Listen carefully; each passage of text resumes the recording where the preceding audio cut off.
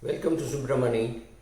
Uh, it's a pleasure talking to you people. Please click on the bell icon and please subscribe. Nice to see the number of members growing. So here is a follow-up or on the will making.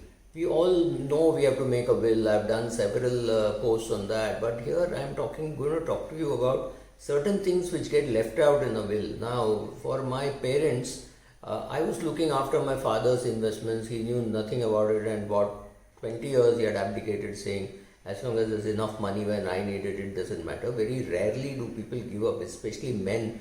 Men don't give up money and women don't give up kitchen unless they're pushed to, right? So for me, that was transition from my parents will not be very difficult.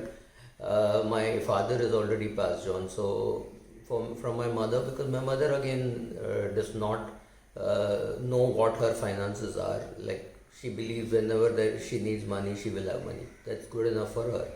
And my sister looks after all her statutory payments and electricity, utility, all those things. So income tax filing, everything my sister is looking after. So I'm sure she will have all those details. So between us, we know exactly what our parents did or are currently doing. And I have no problem at all because my mother doesn't do anything. It's not that she does something without asking me. She just doesn't do anything. Even if she doesn't make any investments. Even a bank deposit, she'll not do anything.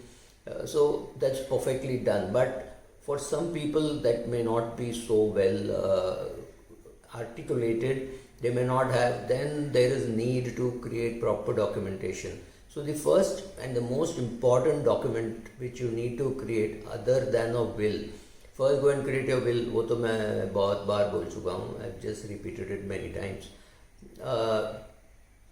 Give a full financial overview of what you have done, what you have invested, where you have invested, some kind of global gyan on your investment, saying there are so many bank accounts, there is this and all. Ideally, cut it down to one bank account, but in case you have more than one, so write about it. About your health insurance, how much of health insurance you have, with whom you have.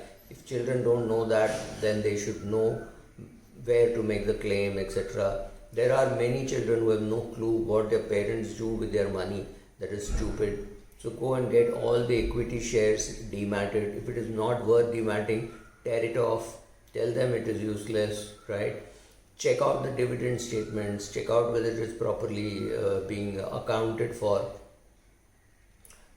And look at those things which could have got left out, right? So your financial plan, your other digital assets, if you have other assets other than the bank account and your children don't know about it, please write it down separately, because all those will have a login password. If you have invested in 5 mutual funds and have gone to each website and invested, obviously you will have those 5 login passwords, etc.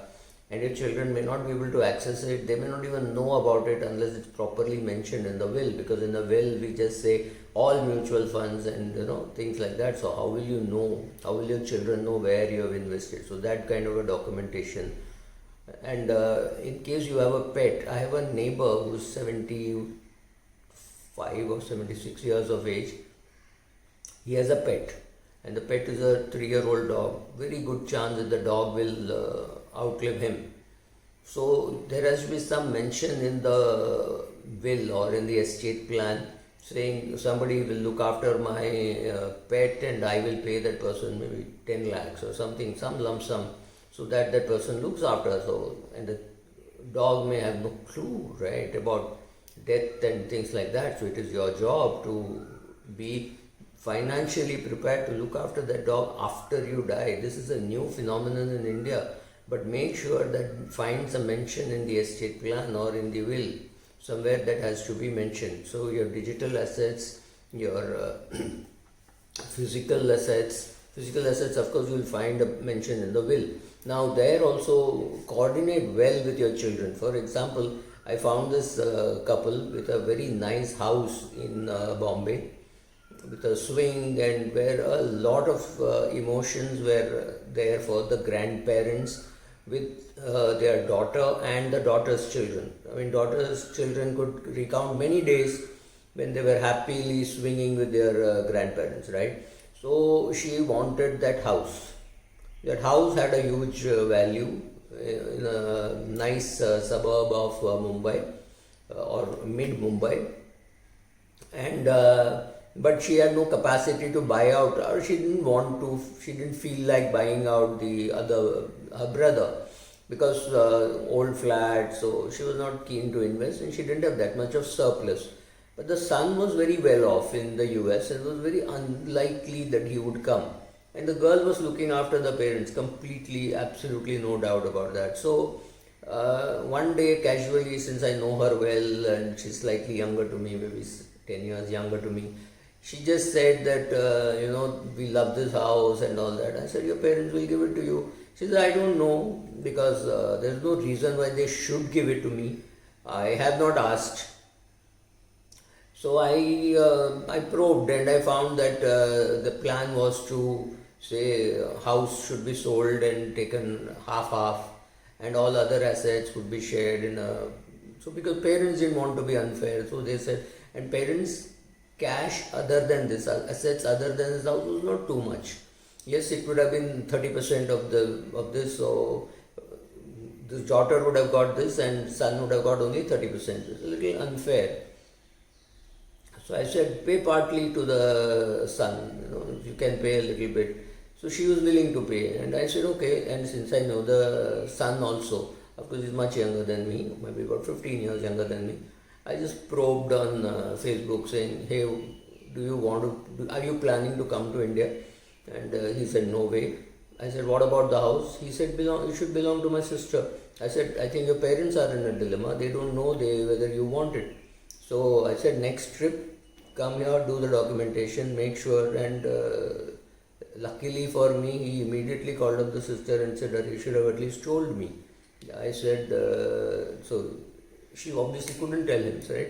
So these kind of embarrassing things should not be there. If one kid has a favorite asset, give it to that kid, explain it to the other kids, and if it really got a monetary value, which is very high, then you ask that kid to pay some token amount. Like, if you're giving away a flat this flat was costing about 6 crores. So she would have had to pay 3 crores to her brother, and she did not have 3 crore cash surplus. She had 3 crores, but not surplus enough to buy this house. So this arrangement turned out to be good. So coordinate with your children. So largely coordinate with your children. Tell them what you want in case they're terminally ill, whether they want to be treated. All that can also be put in a medical, ethical will.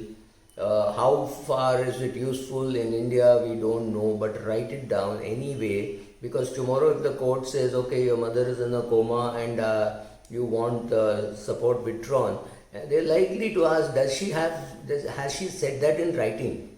The question is, you have it in writing. Whether the court will still accept it, we don't know.